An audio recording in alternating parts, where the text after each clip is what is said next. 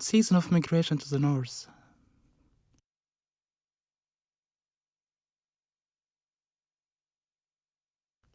Khartoum, 2nd of March, 2010. I have tried to get my lower lip pierced for 2 weeks now. They only make ear piercings for women with a gun-like machine. Hasna and I went into a pharmacy today, asking to borrow the gun. Hasna just took the gun and stuck it in my mouth. I'm pretty happy about how it came out, especially because it was so quick and cheeky. Khartoum, 19th of December. It's a few days before the fashion show. I am nervous something could happen. I'm quite a shy person. I don't like to be in the spotlight. But then, I also do. I know it's quite contradictory. The show will have 5 parts. I will only be in 2. I'm wearing clothes from Diesel, holding a basketball. I never played basketball. I always hated sports. 22nd of December. It's the day before the fashion show. We get a permit from the police to have a party. You need to do this for any party in Sudan. The permission is until 11, which is when all the parties has to end. The show will last for a few hours, so we'll start at 8. After that, we will have a dance party for an hour or so. Khartoum, 26th of December. Being released from jail, I was bailed out by my family. It was a horrible experience. It's too difficult to write about. I have to report back to the police in a few days. 27th of December. We had 2 security guards from the police at the fashion show. You can get that when you apply for permission. 2 minutes after 11, several other policemen arrived and raided the place. They had surrounded the building. The police separated us into 2 groups. The boys who they thought that they looked gay, and the ones that did not. They must have followed us on Facebook. Khartoum, December 2012. Leaving the house I have always lived in. Leaving for Europe soon. I will not see this place for a long time. Maybe I will be able to meet my mother in Cairo. One day.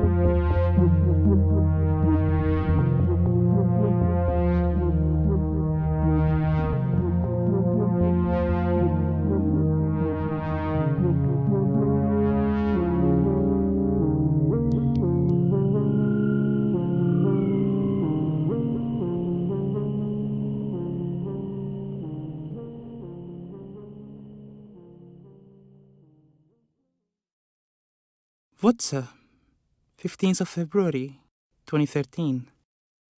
Just arrived in the Arctic, Norway. It's a refugee camp. It's the first time to live in a village. It's a small place with 4,000 people. They don't have a bus or public transport. There is a few thousand of us, making up half of the village. I live in a smaller wooden house by the water. I know it sounds idyllic, but it's not really. The conditions of living is basic. Yesterday, the heating did not work. I learned that you really need it in a cold country like Norway. The closest person to me on Grindr is 400 kilometers away, in Russia. What's 29th of February. I got to know a few people here. One of them is Hamid. He is the first immigrant to the village. He arrived 6 or 7 years ago. He is from Sudan as well. He is married to a local girl, and he works in the communa, the council. Hamid came to the camp to hang out with us the other day, and he has advice on how to get integrated into society. He told me if you want to get to know people, you have to be seen. He would go to the local bar every weekend. You have to dress up good, making yourself visible, flashy colors, red, yellow, bright green, good brands. You have to be seen from far away. No one else dressed like that here. So he would go to the bar every Saturday and buy a beer. He does not drink alcohol though, but his advice was just to sit there with his beer, talk to the people, and gradually they would learn to accept him. He said, do not conform to society. Let society conform around you. 10th of March. I started reading a good book. It's called The Diary of Ruth Meyer. It's about a young Austrian girl that came to Norway as a refugee in the 1940s. She dreamed about being an actress or a writer. I'm looking forward to move to Oslo. There is more people there, and I miss public transport. Ruth Meyer lived in several places in Norway. In Oslo, she started working as a model, where she met a girl called Gunvor Hofma, and I think that they are falling in love. Her experience of coming to Norway is different from mine. Norway was a poor country back then, but at least she did not have to live in Finnmark. She complains about there not being Coca-Cola or sugar. I was not so nervous about my asylum application. My case is well documented. I got my answer in one day. I brought a shopping bag with newspaper clippings from the trial that lasted 6 months. There is also my LGBT activism that finally made me had to leave. But I'm more fortunate than most. For other people, it's not easy to get a positive answer. In some cases, the government did not believe that they are gay. I guess Ruth Meyer conformed to Norway. She had a job and a girlfriend, and she stayed with a Norwegian family. It seems that she so quickly came to like Norway. She talks about hearing the national anthem. Vi elsker, vi elsker. Vi elsker, vi elsker. Vi elsker, vi elsker. She talks about how the song moved her and how she felt love to the country. She did not have the same feeling for Austria, and she thought that the Norwegians were so cute, almost naive in their nationalism.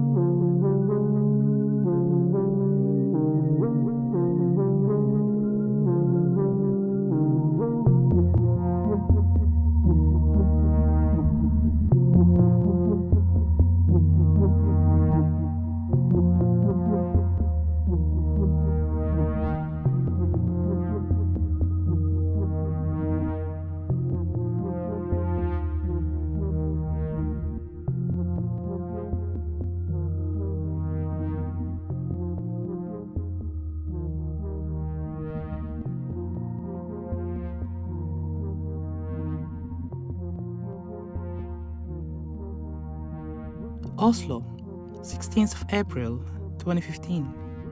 Move into 18 square meter studio apartment. I live and work in the same street. I'm interning in an architecture firm. Oslo, September. I'm going to New York for a study trip, with work in November. I was traveling with 5 other lesbian friends.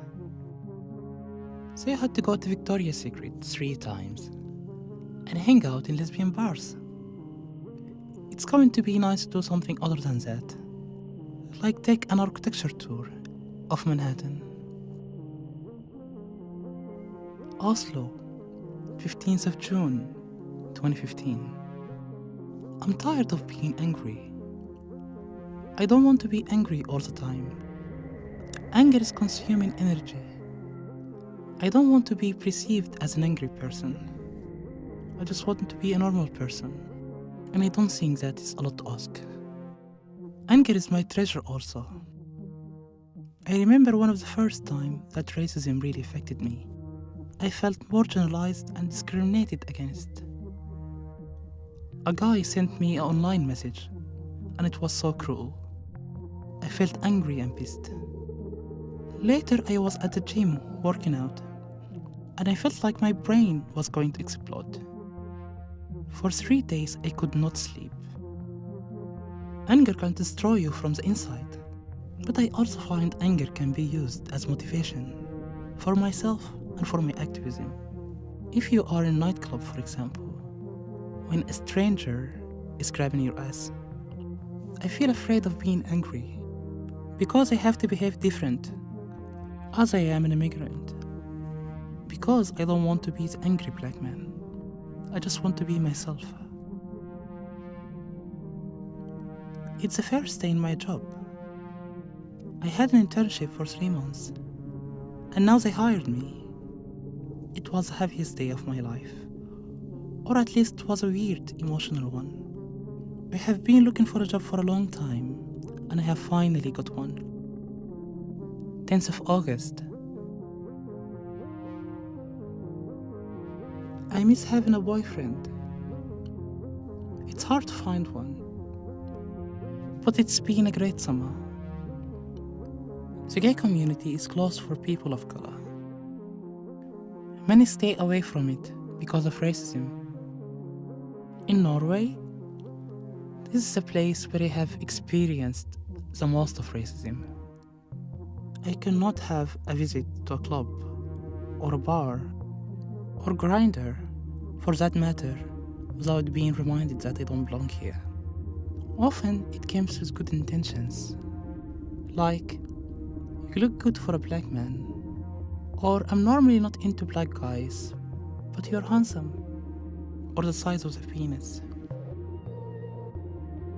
Oslo, 21st of June 2015. A few weeks ago, there was a debate in Bergen during the gay pride. The topic was homosexuality in Islam. They had invited racist people from the right-wing party. and their argument was that Islam is homophobic. This is producing hate in the gay community towards Muslims. Europe is already hard for Muslims, especially gay Muslims. This reminds me that history repeats itself. The same thing happened 70 years ago. I wish sometimes that I was religious, so that I could build a solid argument in this topic.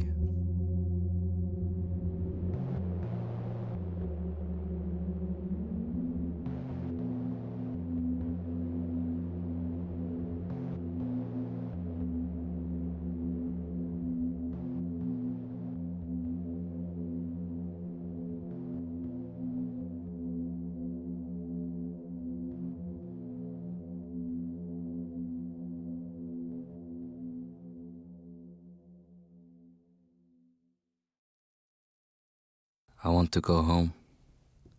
I want to gaze towards the stars, over a night shining sea that is singing, singing, wonderful is the night, wonderful is the day, not one of them will die. I want to go home to the humans, like a blind man is transilluminated in the dark by sorrow's starlight.